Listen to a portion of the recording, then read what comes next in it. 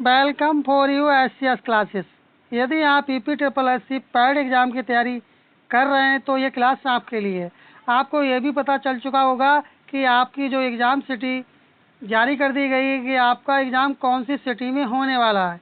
यदि आपने नहीं चेक किया तो आप चेक कर लें। और इस क्लास में आप लोग प्रैक्टिस सेट नंबर फर्स्ट लगाएंगे, जो कि 1 से लेकर के 100 तक क्वेश्चन आप लोग इस क्लास में देखेंगे, जिसमें आपके लिए GK GS, English, Hindi, math और रीजनिंग के क्वेश्चन आपके लिए इस क्लास में मिलेंगे। और इसी क्लास से आपके पेपर में, पैट के पेपर में डायरेक्ट प्रश्न देखने को मिलेंगे।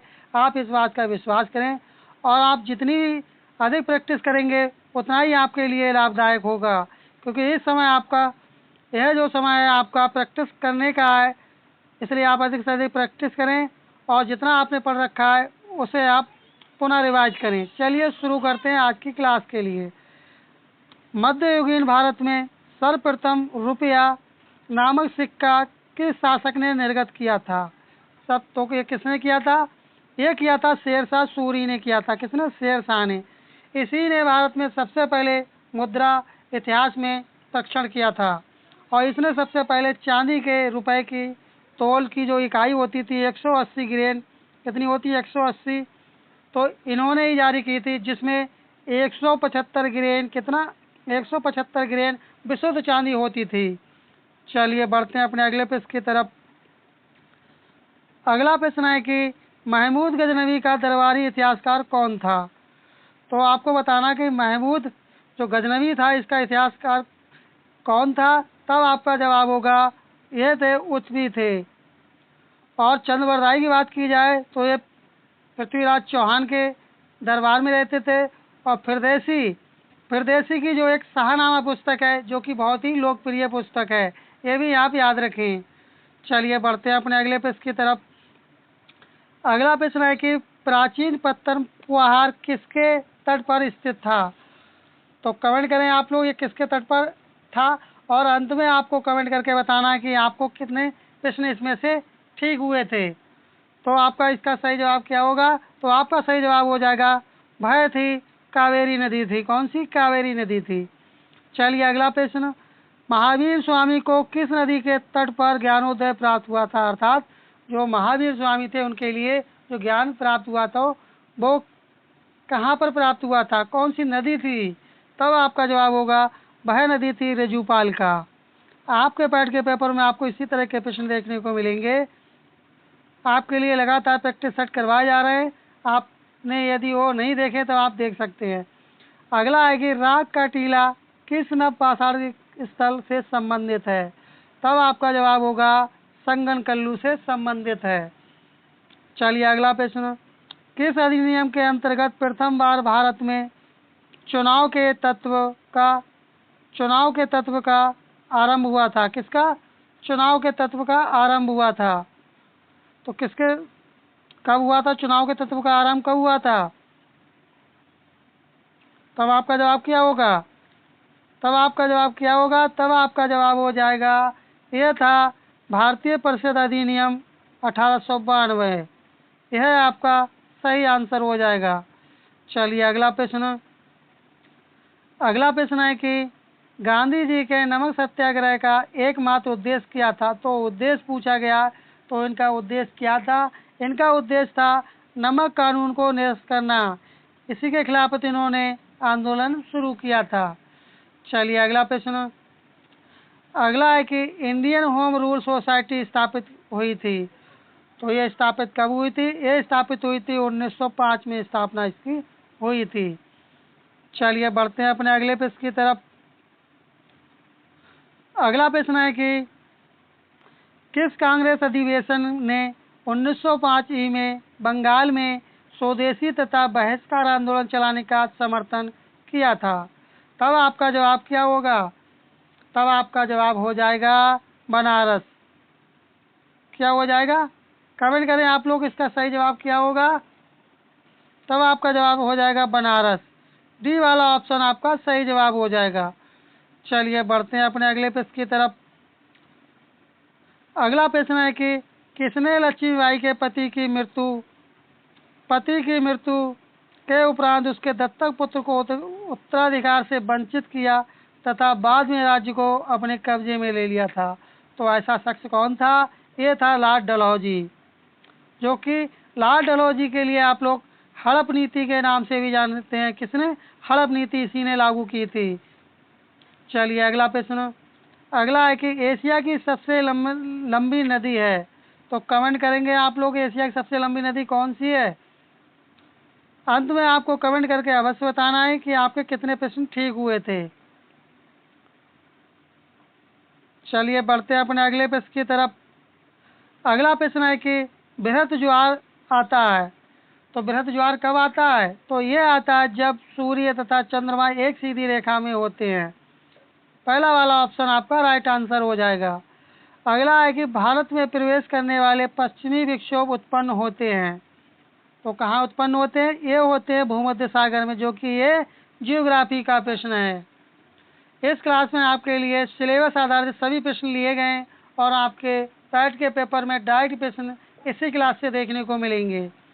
चलिए अगला प्रश्न है, भारत में प्रवेश करने वाले पश्चिमी विक्षोभ उत्पन्न होते, तो ये हो चुका है, ये होता है भूमध्य सागर में।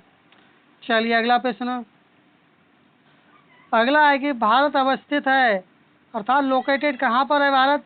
तब आपका जवाब हो जाएगा अक्षांश 8 अंश 4 डिग्री से लेकर के 37 अंश 6 डिग्री उत्तर तथा देशांतर कितनी होती है? 68 अंश 60 डिग्री पूरब से और 97 अंश 25 डिग्री पूरब के मध्य। इस तरह से आपका सी वाला ऑप्शन आपका राइट आंसर हो जाएगा। चलिए बढ़ते हैं अपने अगले प्रश्न की तरफ।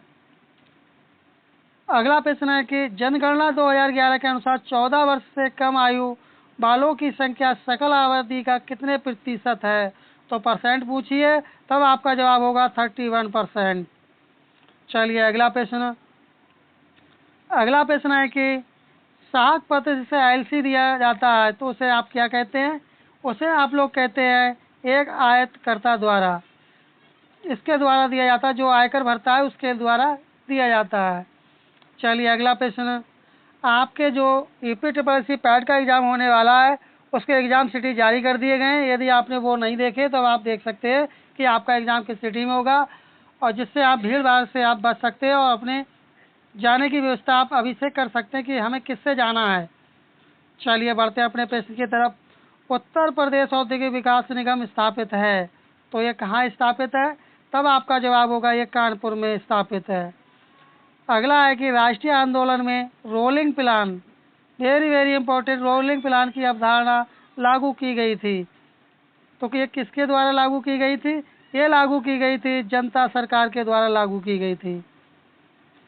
चलिए अगला प्रश्न।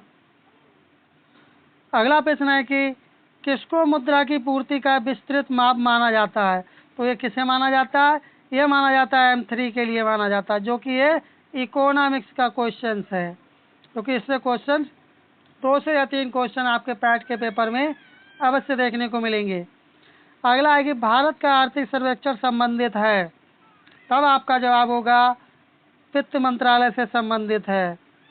अब आपको इसमें बताना कि योजना आयोग के प्रथम उपाध्यक्ष कौन थे? कमेंट करके आप लोग बताएं योजना आयोग के प्रथम अध्यक्ष कौन थे।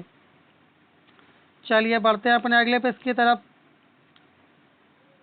अगला प्रश्न अपना है, जो कि इसमें काल क्रमानुसार दे रखे हैं, जिसमें से आपको मैच करना है। तो इसमें पूछा गया है कि भारत में स्थानीय शासन से संबंधित निम्नलिखित घटनाओं पर विचार कीजिए और उन्हें काल क्रमानुसार व्यवस्थित कीजिए। तो आपको व्यवस्थित करना है। कमेंट करें आप लोग इसका सही जवाब क्या होगा। यदि आपको इसका जवाब आ रहा है तो इसका सही जवाब क्या होगा? तो देखिए, सबसे पहले नंबर पर अशोक मेहता समिति आपकी आएगी। क्या आएगी? अशोक मेहता समिति आएगी, ठीक है। थर्ड वाली आपकी आएगी। फिर आपकी क्या आएगी? फिर आपकी आएगी GKV राव समिति, ये आपकी फोर्थ पे आ जाएगी, ठीक है। फिर इसके बाद में आपकी कौन सी समिति आएगी? फिर आपकी आएगी LM सिंघवी समिति आएगी, ये आपकी फर्स्ट पे आ जाएगी। फिर आपकी कौन सी समिति आएगी? फिर आपकी आएगी PK थुंगन समिति, तो ये सेकंड पे आ जाएगी। ये कौन से ऑप्शन में आपको देखने को मिल रहे हैं? ये आपको सी वाले ऑप्शन में देखने को मिल रहे हैं। चलिए बढ़ते हैं अपने अगले प्रश्न की तरफ। अगला प्रश्न है कि भारतीय संविधान में संशोधन के लिए विधेयक लाया जा सकता है, तो ये कहाँ पर भी लाया जा सकता है, बताएं आप लोग कहाँ लाया जा सकता है? ये केवल या तो लोकसभा में या राज्यसभा में। लोकसभा में भी लाया जा सकता है और राज्यसभा में भी लाया जा सकता है। आपसे एक रिक्वेस्ट करना चाहेंगे, यदि अभी तक आप चैनल पर नए, चैनल सब्सक्राइब नहीं किए तो आप चैनल को सब्सक्राइब कर लें और क्लास को आप लोग लाइक कर दें और नोटिफिकेशन बेल आइकन आप लोग दबाना ना भूलें, जिससे आपको समय पर नोटिफिकेशन मिल सके। चलिए बढ़ते हैं अपने प्रश्न की तरफ। भारत की संसदीय व्यवस्था में शून्यकाल, क्या चीज़ शून्यकाल कहाँ से लिया गया है? बताएं तो ये कहाँ से लिया गया है, तब आपका जवाब क्या होगा? कमेंट करें आप लोग, आपका जवाब क्या होगा? तो इसमें आपका जवाब हो जाएगा उपरोक्त में से कोई नहीं। तो बताएं ये कहाँ से लिया गया है, आप ज़रा कमेंट करें और आपको कमेंट करके बताना कि आपके कितने प्रश्न ठीक हुए थे, क्योंकि जो आपका पैट के स्कोर का जो आपका टारगेट होना चाहिए, पैट के स्कोर का, वह आपका 80 प्लस का होना चाहिए। कितने का? 80 प्लस का टारगेट होना चाहिए। तो आपका सही जवाब क्या होगा? चलिए बढ़ते हैं अपने प्रश्न की तरफ। भारत में नागरिकता की निम्नलिखित विशेषताओं में से कौन सी सही है? तो सही पूछी गई है, तो आपका जवाब हो जाएगा संपूर्ण भारत की एकल नागरिकता। चलिए अगला प्रश्न। अगला प्रश्न है कि संविधान सभा की प्रांतीय संविधान समिति का अध्यक्ष कौन था? प्रांतीय पूछा गया है, तो बताएं प्रांतीय कौन होगा? तो आपका जवाब क्या होगा? प्रांतीय समिति का अध्यक्ष कौन था? कमेंट करें आप लोग, प्रांतीय समिति का अध्यक्ष कौन था, तब आपका जवाब क्या होगा? तो आपका जवाब क्या होगा? कमेंट करें आप लोग, तब आपका जवाब हो जाएगा प्रांतीय समिति का अध्यक्ष कौन था? ये थे सरदार पटेल थे। कौन थे? सरदार पटेल थे। इस तरह से आपका डी वाला ऑप्शन आपका राइट आंसर होगा। चलिए बढ़ते हैं अपने अगले प्रश्न की तरफ। अगला प्रश्न है कि हमारे शरीर में रक्त का दाब होता है। तो हमारे शरीर में रक्त का दाब कहाँ होता है, कितना होता है, कैसे होता है? कमेंट करें जरा आप लोग, तब आपका जवाब हो जाएगा वायुमंडलीय दाब से अधिक होता है। चलिए अगला प्रश्न। अगला प्रश्न है कि जीव विज्ञान नाम दिया गया था। तो जीव विज्ञान जो बेसिकली नाम दिया था वह लीनियस ने दिया था। अगला प्रश्न है प्रकृति में सर्वाधिक प्रचुरता से पाए जाने वाले कार्बनिक यौगिक हैं। तो आपका जवाब क्या होगा? कमेंट करें आप लोग, यदि आपको इस प्रश्न का सही जवाब आ रहा है कमेंट करें आप लोग, तब आपका इसका सही जवाब क्या हो जाएगा? तब आपका सही जवाब हो जाएगा अरस्तु ने ये दिया था। सॉरी साथियों, क्या हो जाएगा आपका? ग्लूकोज। तो आपका इसका सही जवाब क्या हो जाएगा? इसका हो जाएगा कार्बनिक यौगिक, क्या हो जाएगा आपका हो जाएगा ग्लूकोज। चलिए बढ़ते हैं अपने अगले प्रश्न की तरफ। अगला प्रश्न है कि फोटोवोल्टिक सेल संबंधित है। तो इसका संबंध किससे? तो इसका संबंध होता है सौर ऊर्जा से। तो सेल से आप देख रहे हैं फोटो सेल वोल्टिक, तो आप इसका संबंध हो जाता है सौर ऊर्जा से। चलिए बढ़ते हैं अपने अगले प्रश्न की तरफ। अगला प्रश्न अपना है कि अगला प्रश्न है जो कि 2022 के पेपर में पूछा जा चुका कि प्रकाश वर्ष किसकी इकाई है? तब आपका जवाब क्या होगा? तब आपका जवाब होगा खगोलीय दूरियों को। तो इसका जवाब क्या हो जाएगा? तो इसका जवाब हो जाएगा खगोलीय दूरियों की। खगोलीय दूरियों की क्या नापते हैं? लंबाई नापी जाती है। क्या नापते हैं? लंबाई नापते हैं। चलिए बढ़ते हैं अपने अगले प्रश्न की तरफ। ये आप एक मैथ का बढ़ते हैं अपने अगले प्रश्न की तरफ। अगला प्रश्न अपना है कि गोदान किसकी रचना है? तो गोदान किसकी रचना है? आप जरा कमेंट करें गोदान किसकी रचना है आप लोग। तो ये रचना है मुंशी प्रेमचंद्र जी की। अगला है कि बहुत दिनों बाद दिखना अर्थ के लिए मुहावरा है। तब आपका जवाब क्या होगा? कोसों दूर होना, गुदली का लाल होना, ईद का चांद होना, आफताब होना। तब आपका जवाब होगा ईद का चांद होना। आपने सुना होगा कि आप बहुत दिनों बाद दिखे, और वही बात यदि मुहावरे में कहेंगे तब आप लोग कहेंगे कि ईद के चांद हो गए भाई, आप अभी तक कहाँ थे। तो इस तरह से आपने कहा होगा और सुना होगा। चलिए अगला प्रश्न। दिए गए विकल्पों में से सही वाक्य पहचानिए। तो आपको सही वाक्य पहचानना है, आप पहचान चुके होंगे। ईमानदारी मनुष्य का सर्वश्रेष्ठ गुण है। क्या चीज़ श्रेष्ठ गुण है? डी वाला ऑप्शन आपका जवाब सही होगा। अगला है कि अनिल और अनल का सही अर्थ देने वाला शब्द युग्म है, तो आपको बताना है। तो इसका सही जवाब क्या होगा? देखिए, अनिल किससे कहते हैं? अनिल कहते हैं वायु के लिए, और अनल कहते हैं अग्नि के लिए। इस तरह से आपका पहला वाला जो ऑप्शन है यही आपका राइट आंसर होगा। चलिए अगला प्रश्न, पक्षी दाना चुंग रहा है, रेखांकित शब्द पर्यायवाची शब्द नहीं है, तो आपको किसका बताना है? पक्षी का आपके लिए बताना, पक्षी का क्या होगा। तो आपका सही जवाब आपका हो जाएगा पंकज। सॉरी साथियों, क्या पूछा गया? पक्षी का पूछा गया, पक्षी का पर्यायवाची शब्द नहीं है, तो नहीं पूछा गया है ना इसमें, तो नहीं कौन सा हो जाएगा आपका? पंकज आपका हो जाएगा, जो कि पक्षी का नहीं है। चलिए अगला प्रश्न, आपके ट्रिपल एससी के पेपर में 5 क्वेश्चन इंग्लिश के पूछे जाएंगे, जो कि पैराग्राफ दे रखा होगा, और उस पैराग्राफ में से छांट करके आपको 5 प्रश्नों को सही करना होगा, जो कि बहुत ही इजी क्वेश्चन आते हैं, आप आसानी से उन्हें कर सकते हैं। तो चलिए देखते हैं उन प्रश्नों के लिए क्या पूछे गए हैं। तो क्या प्रश्न है? ये अपना पैराग्राफ दे रखा है। तो पहला प्रश्न अपना आ चुका है इंग्लिश से संबंधित, which of the item listed below was not food for the prehistoric man, तब आपका जवाब होगा फॉसिल। ए वाला ऑप्शन आपका राइट आंसर होगा। अगला है कि A sentence is divided into 4 part, A B C D में पार्ट में डिवाइडेड है जन एरर आपको बताना कौन से वाले पार्ट में एरर है। तो कौन से वाले पार्ट में एरर है? तब आपका जवाब हो जाएगा यू आर लर्निंग इंग्लिश। ये वाला जो ऑप्शन होगा आपका, यही आपका करेक्ट आंसर होगा। चलिए नेक्स्ट क्वेश्चन, नेक्स्ट क्वेश्चन है कि dash dog is faithful animal, correct answer इसका होगा ए। यहाँ पर आपका आ जाए, यहाँ ए लगाना चाहिए था इन्हें। अगला है transform the following sentence into A direct sentence, तो आपको बताना है इसका। तो आपका जवाब हो जाएगा I said to Sheela why I now your father. ये वाला ऑप्शन आपका करेक्ट आंसर हो जाएगा।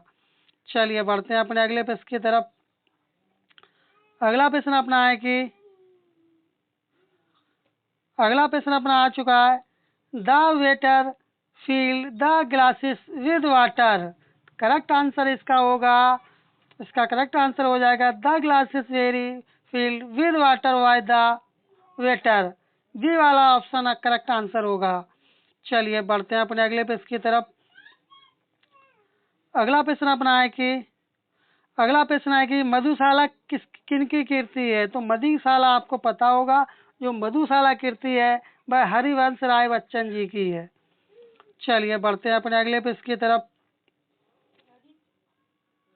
अगला प्रश्न है कि उस्ताद जाकिर हुसैन का संबंध संगीत के किस वाद्य यंत्र से है, तो आपको पता होगा इसका जवाब, बहुत इजी क्वेश्चन है ये, आप कमेंट करें। तो इनका संबंध है तबला से। अगला है कि अगला प्रश्न है कि अगला प्रश्न है कि भूक्षरण किसके द्वारा रोका जा सकता है, तो ये किसके द्वारा रोका जाता है? ये रोका जाता है वनारोपण के द्वारा रोका जा सकता है।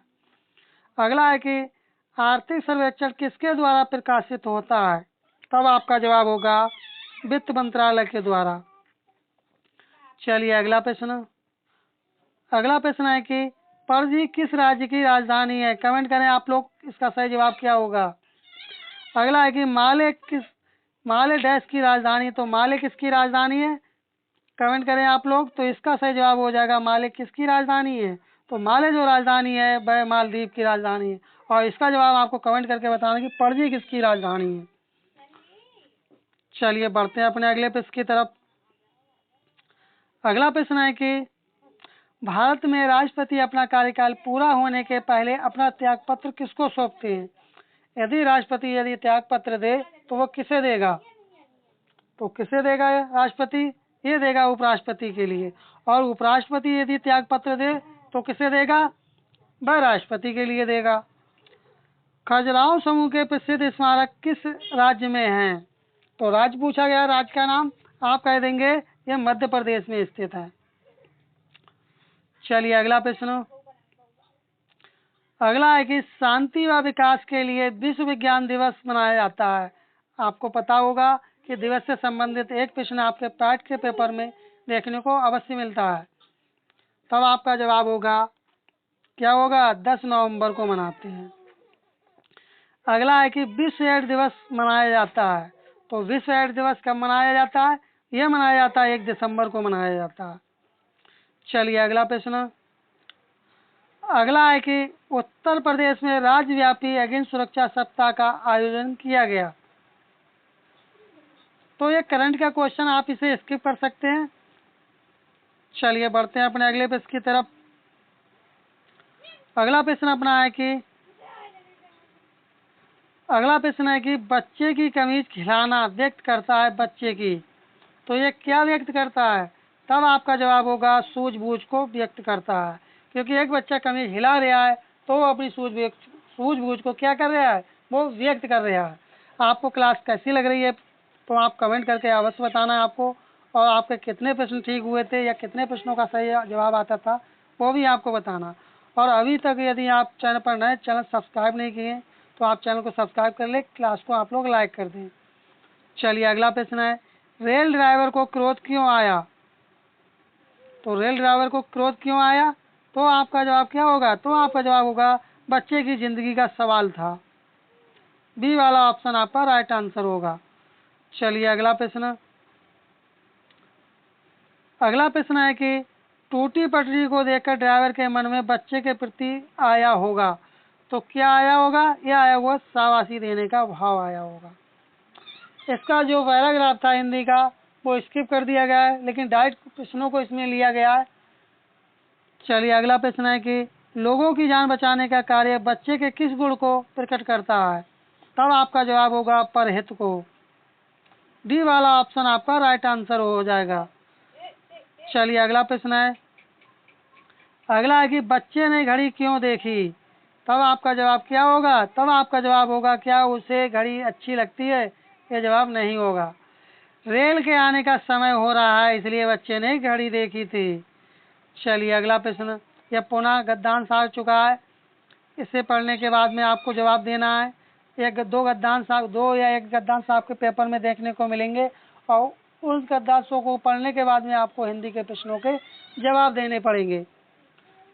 चलिए अगला प्रश्न है, तो देखते हैं। खेलों में निर्धन राष्ट्र भी हमसे आगे निकल गए क्योंकि वहाँ क्या है? तो वहाँ है खेलों को राष्ट्र सम्मान है। अगला है कि गद्यांश का उपयुक्त शीर्षक हो सकता है। तो क्या हो सकता है? यह हो सकता है खेलों का गिरता स्तर, क्योंकि खेल के गिरते स्तर के बारे में इसमें बताया गया था गद्यांश में। चलिए अगला प्रश्न। अगला प्रश्न है कि खेलों के गिरते स्तर का कारण नहीं है। तो नहीं पूछा गया है। दोषपूर्ण नीतियाँ, ये भी होगा। गिरते स्तर का कारण होगा या नहीं होगा? ये भी हो जाएगा आपका। संघों की गुटबाजी, ये भी गिरते स्तर का कारण होगा। सुविधाओं का अभाव, ये भी होगा। लेकिन खेलों के लिए राष्ट्रीय सम्मान देना या सम्मानित करना, ये कारण नहीं होगा खेलों के गिरने का स्तर का। चलिए अगला प्रश्न। अगला है कि खेलों पर नकारात्मक प्रभाव पड़ता है। तो कैसे पड़ता है? खिलाड़ियों को सुविधा देने से नहीं, इससे नहीं पड़ता है। अभ्यास करने से, इससे भी नहीं पड़ता है। आपसी गुटबंदी होने से खेलों पर नकारात्मक नेगेटिव इफेक्ट पड़ता है। तो इस तरह से सी वाला ऑप्शन आपका राइट आंसर हुआ। चलिए अगला प्रश्न है। अगला प्रश्न है कि गद्यांश के अनुसार राष्ट्र की उपलब्धियों में नहीं है। तो राष्ट्र की उपलब्धियों में क्या नहीं है? तब आपका जवाब क्या होगा? कमेंट करें आप लोग। तो आपका जवाब क्या हो जाएगा? तो आपका जवाब क्या हो जाएगा? शिक्षा होगा, स्वास्थ्य होगा, खेल होगा या कृषि होगा? कमेंट करें आप लोग, इसका जवाब क्या होगा कमेंट बॉक्स में। इस तरह से अपनी ये श्रृंखला कंप्लीट हुई। प्रैक्टिस सेट नंबर 8 के फर्स्ट प्रैक्टिस सेट था ये। आपको क्लास कैसी लगी कमेंट करके अवश्य बताएं, और आपने कितने प्रश्नों का सही जवाब लगाया था तो आप कमेंट करना आप लोग ना भूलें। और आपसे एक रिक्वेस्ट करना चाहेंगे, यदि अभी तक आप चैनल पर नए, चैनल सब्सक्राइब नहीं किए तो प्लीज़ आप चैनल को सब्सक्राइब कर लें और क्लास को आप लोग लाइक कर दिया करें। हो सके तो अपने साथी लोगों में भी सेशन को शेयर कर दिया करें। अगला पार्ट अगला जो प्रैक्टिस सेट होगा वो जल्द ही आपके लिए प्रोवाइड कराया जाएगा।